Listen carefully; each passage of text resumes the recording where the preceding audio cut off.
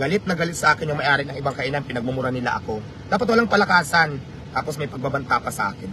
Nako, si Diwata, pinagbantaan na ng ibang mga kainan. Bakit kaya? Grabe naman kayo. Ito, panoorin natin. Dito sa lugar na to, marami nagtitinda na mas nauna pa. Di ba? Nauna pa sa akin. Hindi nila niririkan, hindi nila tinitikitan. Sa akin lang lagi. Siyempre, sinasabi ko sa kanila para maging patas lang tayo. Alam nyo ba? Galit na galit sa akin yung may-ari ng ibang kainan, pinagmumura nila ako. Dapat walang palakasan, tapos may pagbabanta pa sa akin. So tama ba yon? Kasi malalakas yan sila. Siyempre, natakot din ako para sa seguridad ko. Totoo naman yung sinabi ni Diwata dati, na pag nagki-clearing, lagi lang siyang pinag-initan. Yung iba, hindi. Kasi nakikita naman dyan na nagkini-clearing siya. Yung iba, wala naman. Tapos yung ibang mga kainan ngayon, nagagalit kay Diwata. Tapos, may pagbabanta pa daw. Aba, kayo pa yung nagbanta ha. Alam ko naman, at alam ng karamihan, nagalit kayo kasi lugi kayo. Nagalit kayo kasi si Diwata ang binalik-balikan. O sige, sabihin natin, hindi nga kayo kiniklearing dyan.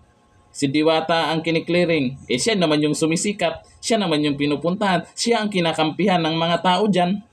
At yung mga ibang kainan dyan, eh kung ganyan ugali mo, yung ugali nyo, kasi marami naman kayo, tama lang talaga na nangyari yan ngayon kay Diwata na siya yung sumikat. Kasi yan pala yung ugali nyo na kung nalugi na kayo dyan or kung anong nangyari sa kainan nyo, nagbabanta na kayo, nagagalit na kay Diwata.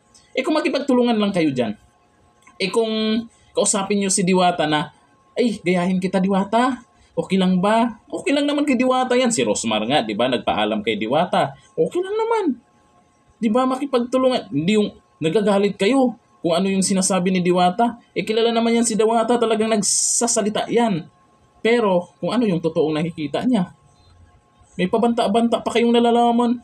Nalugi lang, banta-banta na kagad. Ay sus! Eh, ganyan yan. Kilala si Diwata sa social media.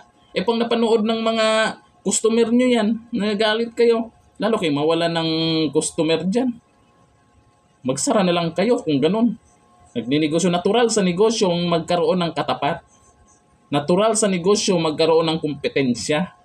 Eh kung nagagalit kayo kay Diwata dahil dumiskarte na rin kayo kung paano kayo puntahan ng mga tao. Di ba? Dito na lang. Thank you. Bye-bye.